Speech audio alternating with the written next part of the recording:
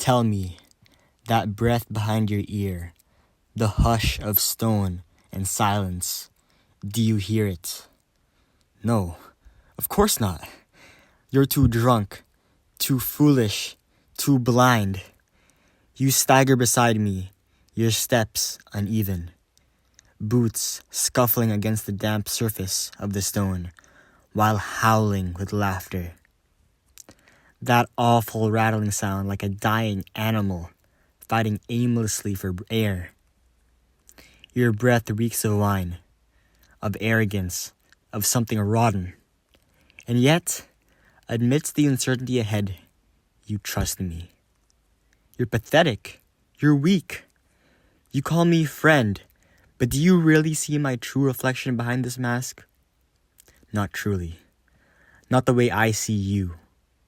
What you have done to me. What I have brought myself to do that I feel right and just. You did this. You pushed me past my limits. I have watched your laughter carve through me like chiseled stone. Felt the weight of your voice pressing against my skull. Felt my blood curdling as you raised your glass in mockery. Your steps stumbles unsteadily, dragging your tattered costume, slowly scraping against the concrete pebbles, his bells laughing for him.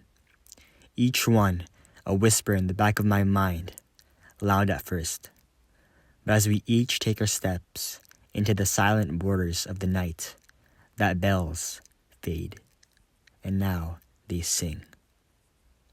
Ah, but here, drink, my friend. A sip of this medoc to warm your blood, to steady your step, to drown out that terrible cough. We must not have you sick before the Amontillado. No, that would ruin the night. Deeper, we must go deeper. The rough stone walls of the atmosphere envelops the narrow stairs below, suffocating the atmosphere with unease. The air thickens with pungent odors of musk and decay. The torch flickers. Your breath is ragged now. You cough and clutch your chest tightly, but you still manage to follow. Still blind.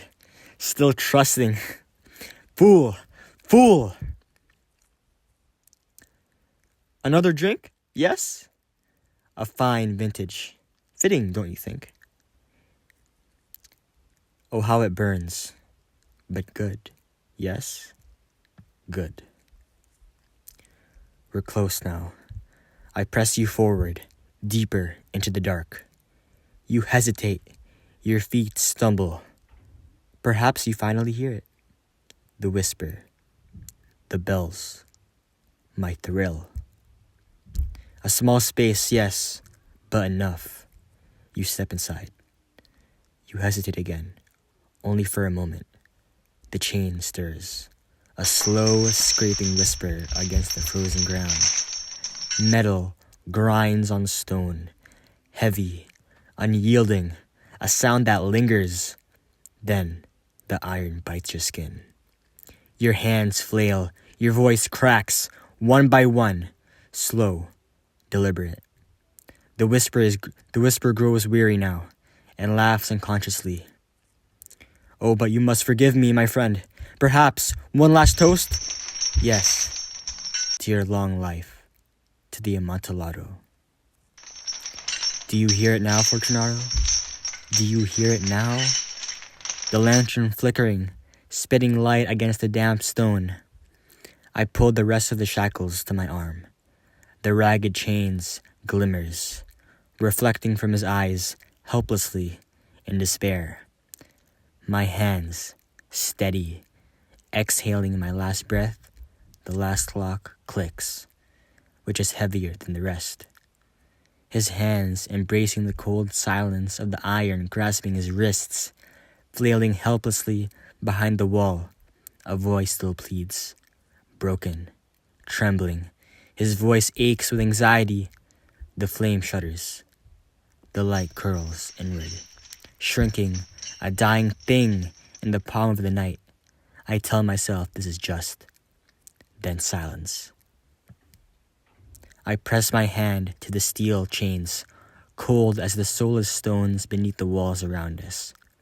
Still. The torch gasps, then vanishes. For the first time, I feel it. Not triumph, not relief, only the weight of the chains.